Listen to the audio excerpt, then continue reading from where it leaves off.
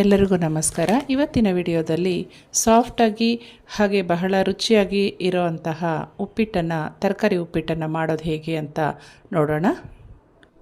ಮೊದಲಿಗೆ ರವೆಯನ್ನು ಒಂದು ದಪ್ಪ ತಳದ ಪಾತ್ರೆಯಲ್ಲಿ ಸಣ್ಣಗೆ ಉರಿ ಇಟ್ಕೊಂಡು ಚೆನ್ನಾಗಿ ಹುರಿದು ಪಕ್ಕಕ್ಕೆ ಇಟ್ಕೋಬೇಕು. ಈಗ ಮತ್ತೊಂದು ಬಾಣಲೆಯನ್ನು ಇಟ್ಕೊಂಡು ಇದಕ್ಕೆ ಎಣ್ಣೆಯನ್ನು ಹಾಕ್ಕೊಳ್ಳೋಣ.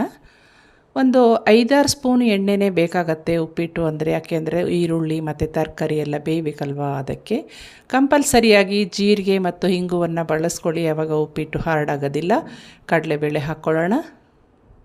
ಮಧ್ಯೆ ಮಧ್ಯೆ ಸಿಕ್ತಿದ್ರೆ ರುಚಿಯಾಗಿರುತ್ತೆ.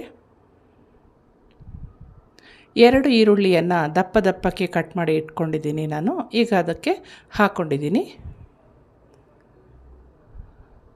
ತುಂಬ ಹೆಚ್ಚಾಗಿ ಈರುಳ್ಳಿಯನ್ನು ಬಳಸಬೇಡಿ, ಅದರಿಂದನೇ ಉಪ್ಪಿಟ್ಟು ಅಜೀರ್ಣ ಆಗುತ್ತೆ. ಅದರ ಜಾಗದಲ್ಲಿ ಬೇರೆ ಬೇರೆ ತರಕಾರಿಯನ್ನು ಹಾಕ್ಕೋಬೋದು.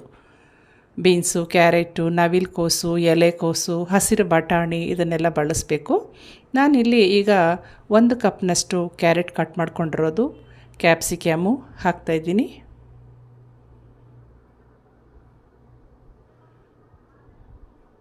ಇದರ ಮೇಲೆ ಒಂದು ಸ್ವಲ್ಪ ಉಪ್ಪನ್ನು ಸಿಂಪಡಿಸ್ಕೊಂಡ್ರೆ ಬೇಗ ಬೇಯುತ್ತೆ, ರುಚಿಯಾಗೂ ಇರುತ್ತೆ, ಉಪ್ಪು ಹಿಡ್ಕೊಳ್ಳುತ್ತೆ.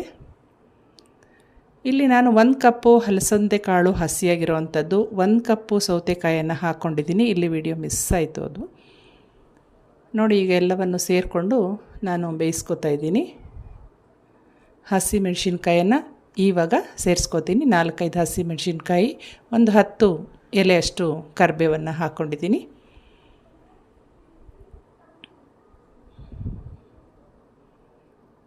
ಈಗ ಇದನ್ನು ಒಂದು ಸ್ವಲ್ಪ ಹೊತ್ತು ಮುಚ್ಚಿಟ್ಟು ಬೇಯಿಸಿ ತರಕಾರಿ ಬೆಂದಿದೆಯಾ ಅಂತ ನಂತರ ತೆಗೆದು ನೋಡಿ ಚೆಕ್ ಮಾಡ್ಕೋಬೇಕು. ಪಕ್ಕದಲ್ಲೇ ನೀರನ್ನು ಹಾಗೆ ಕುದಿಯೋಕ್ಕೆ ಇಟ್ಕೊಂಡಿರಬೇಕು. ಕುದೀತಾ ಇರೋ ನೀರನ್ನೇ ಉಪ್ಪಿಟ್ಟು ಮಾಡಲಿಕ್ಕೆ ಬಳಸಬೇಕು.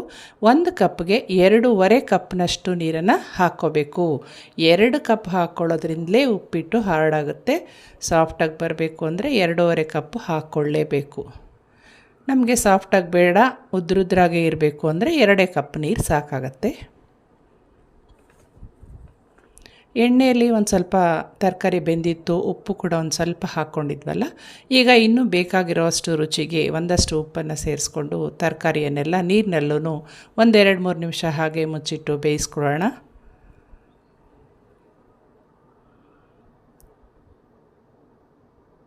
ಈಗ ಉರಿಯನ್ನು ಕಡಿಮೆ ಮಾಡಿಕೊಂಡು ಸ್ವಲ್ಪ ಹೊತ್ತು ಮುಚ್ಚಿ ಬೇಯಿಸ್ಕೊಳ್ಳೋಣ ತರಕಾರಿಯನ್ನು. ಲಾಸ್ಟಲ್ಲಿ ಒಂದು ಸ್ವಲ್ಪ ಶುಂಠಿ ಪೇಸ್ಟು ಹಾಗೆ ಕಟ್ ಮಾಡಿ ಇಟ್ಕೊಂಡಿರೋಂಥ ಕೊತ್ತಂಬರಿಯನ್ನು ಸೇರಿಸ್ಕೊಳ್ಳೋಣ. ಶುಂಠಿಯನ್ನು ಸೇರಿಸೋದ್ರಿಂದ ರುಚಿನೂ ಹೆಚ್ಚಾಗಿರುತ್ತೆ, ಘಮ ಹಾಗೆ ಜೀರ್ಣಕಾರಿ ಕೂಡ ಆಗಿರುತ್ತೆ. ಬೆಳ್ಳುಳ್ಳಿ ಬೇಡ. ನೋಡಿ, ತರಕಾರಿ ಎಲ್ಲ ಚೆನ್ನಾಗಿ ಕುದೀತಾ ಇದೆ. ಈಗ ಸ್ವಲ್ಪ ಉರಿಯನ್ನು ಕಡಿಮೆ ಮಾಡಿಕೊಂಡು ರವೆಯನ್ನು ಸಣ್ಣಗೆ ಹಾಕ್ತಾ ಹಾಗೆ ಮಿಕ್ಸ್ ಮಾಡ್ಕೊಳ್ಳೋಣ.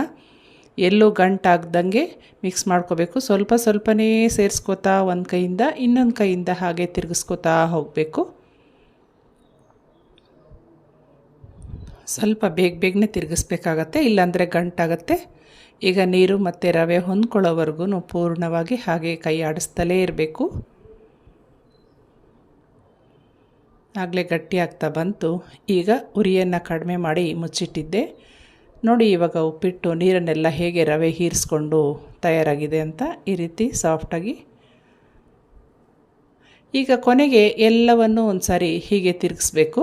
ಪೂರ್ಣ ಭಾಗ ಕೆಳಗಡೆ ಇರೋವಂಥದ್ದೆಲ್ಲ ಮೇಲೆ ಬರಬೇಕು. ಎಲ್ಲವನ್ನು ಹೀಗೆ ಮೇಲೆ ತಿರುಗಿಸ್ಬಿಟ್ಟು ಸ್ಟವನ್ನು ಪೂರ್ತಿ ಆಫ್ ಮಾಡಿ ಮುಚ್ಚಿಡಬೇಕು 5 ನಿಮಿಷ. ಎಲ್ಲ ಚೆನ್ನಾಗಿ ಉಪ್ಪು ಖಾರ ಎಲ್ಲ ಹೊಂದ್ಕೊಂಡು ಉಪ್ಪಿಟ್ಟು ಸಾಫ್ಟಾಗಿರುತ್ತೆ, ಅರಳಿರುತ್ತೆ. ಹೀಗೆ ರುಚಿಯಾಗಿರೋಂಥ ಸಾಫ್ಟಾಗಿರೋಂಥ ಉಪ್ಪಿಟ್ಟನ್ನು ನೀವು ಕೂಡ ಮಾಡ್ಕೊಳ್ಳಿ. ಚೆನ್ನಾಗಿ ಇರುತ್ತೆ ರುಚಿ.